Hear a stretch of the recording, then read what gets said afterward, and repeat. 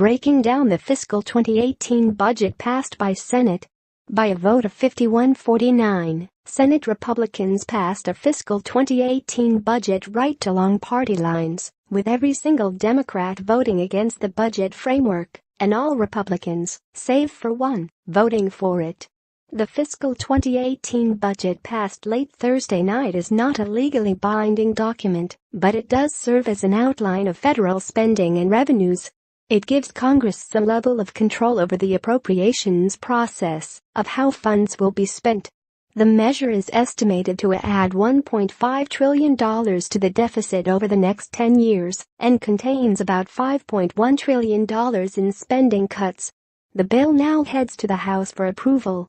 The ultimate goal for the GOP is to overhaul the U.S. tax code system, which would be a much-needed victory for the party after numerous failed attempts at passing legislation earlier this year.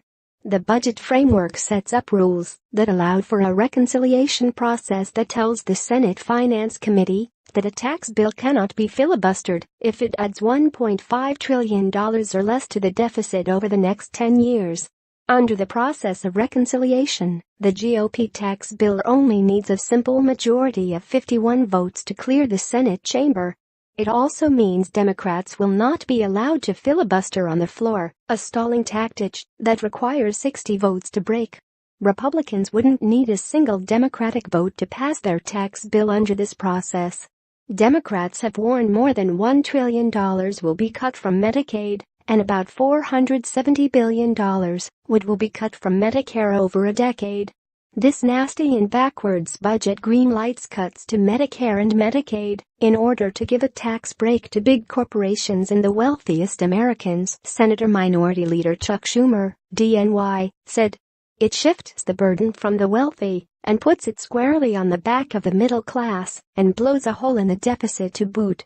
But the chairman of the Budget Committee, Senator Mike Enzi, R. Wyoming, has rebutted such claims as being false accusations. Let me be clear, the budget we have put forward does not cut Medicare. Medicare spending increases every year, Enzi said earlier this month. The budget could also pave the way for opening up the Arctic National Wildlife Refuge in Alaska to oil exploration. Nearly every Republican voted to block an amendment that would have protected the massive land from oil exploration. Republicans can pass a bill that would open this land for drilling with a 51 majority in the Senate rather than the 60 votes needed for most legislation.